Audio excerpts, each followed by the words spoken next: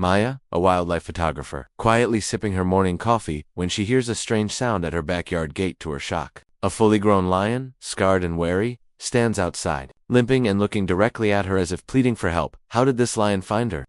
After 12 years, before we dive into today's topic, make sure to subscribe to the channel to stay updated with all our latest videos. Don't forget to like and comment your thoughts below. I love hearing from you. She had been drinking her morning coffee when the sound hit her. A low rumble, unlike anything she had heard in the quiet suburb she had chosen for solitude. At first, she thought it was a dog, maybe a stray wandering too close. But the weight of the sound made her heart seize. When she looked up, her breath caught in her throat. There, outside the gate, limped a massive lion, its golden eyes fixed on her. Ragged and scarred, yet unmistakably familiar. It was as if time had bent and brought the past to her doorstep. And in that instant, 12 years fell away. Maya froze. She remembered the cub, fragile and trapped in a poacher's snare on the edge of the savannah. The way it had trembled in her arms as she cut away the cruel wire that had dug into its leg. She had been so young then, barely able to understand the depth of what she was doing, but she had known one thing clearly. She could not leave it to die. The memory of that night was a blur of sweat, fear, and relief. The cub's eyes locking with hers in silent gratitude, a bond forming that she had never expected to last. She had left the savannah for a new life, believing the cub Zahara she had named him would thrive in the sanctuary, safe from the hunters who had vowed they would return. But now, he was here. She saw the old wounds on his shoulders, the limp in his gait, and the way he refused to move closer without her permission. Something had gone wrong. She had heard rumors over the years, whispers that poachers never truly disappeared, but she had always dismissed them. Now those fears pressed down on her chest with the weight of inevitability. She hesitated only a moment before opening the gate. Zahara stepped forward cautiously, each movement measured, as if he knew her presence alone could be both protection and danger.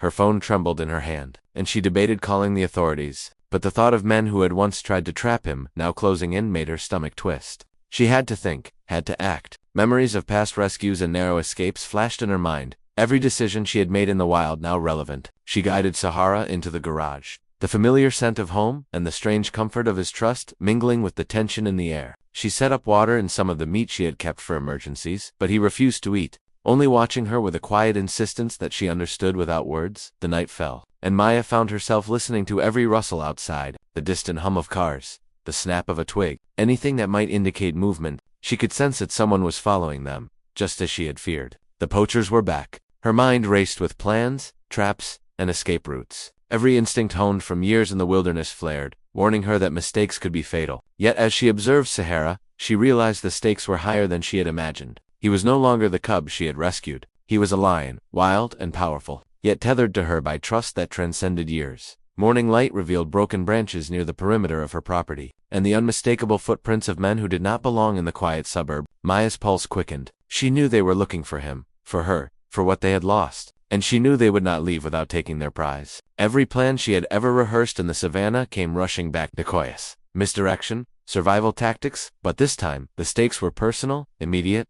and terrifying. She would not let Zahara be taken. She could not. The hours stretched. She moved quietly through the house, every shadow and noise amplified. Zahara stayed close, his massive form a comforting barrier. She remembered the nights spent nursing him as a cub, the constant vigilance required to keep him alive, and she realized that bond had never weakened. It had only deepened, forged by years and survival. The poachers arrived just as she had feared, shadows slipping through the fence line, voices low and calculated. Her heart hammered as she positioned herself, every muscle taut, every sense alive. The confrontation was sudden. They underestimated her and underestimated him. Zahara emerged from the shadows with a roar that shook the air, and Maya saw fear flicker in the intruder's eyes for the first time. Chaos erupted. Men tripped, shouted, and stumbled over each other while she maneuvered to safety, leading them into traps she had prepared in haste. Every moment was a tightrope between life and death, but Zahara's presence gave her the courage to act, to protect, to fight back against the tide of violence that had returned when it was over. Silence descended, heavy and almost sacred. The poachers were gone, restrained by evidence and traps, but the adrenaline did not fade. Maya sank to the ground, breathing hard, Zahara lying beside her, his golden eyes calm and steady once more. She touched his mane, and he leaned into her hand,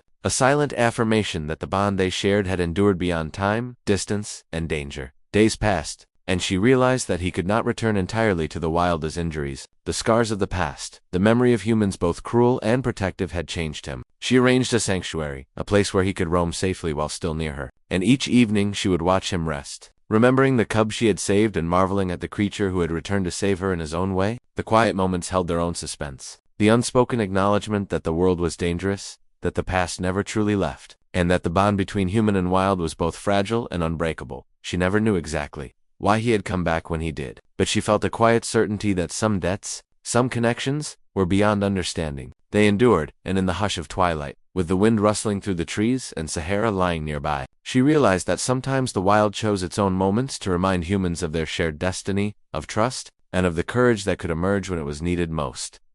Night had fallen over the sanctuary, a soft blanket of darkness punctuated only by the rustling of leaves and the distant call of nocturnal creatures. Maya stood at the edge of the enclosure, her silhouette outlined by the pale glow of the moon. Sahara lay a few meters away, his massive form relaxed but alert, ears twitching at every distant sound. She could feel the quiet pulse of his presence, steady and alive, a reminder of the bond that had endured more than a decade of distance, danger, and time. The memory of that first morning when he had appeared at her gate returned with vivid clarity, and for a moment, she allowed herself to marvel at the improbable miracle of it all. She remembered how fragile he had been then, a trembling cub caught in the cruel metal of a poacher's snare, and how terrified she had felt holding him, knowing that every decision she made could cost either of them their lives. And now, looking at the powerful lion resting peacefully under the silver light, she felt the weight of those years press against her chest not as sorrow, but as awe. 12 years had passed, and yet he had returned to her, seeking her in a way that defied reason, guided by memory and trust that had survived time and distance.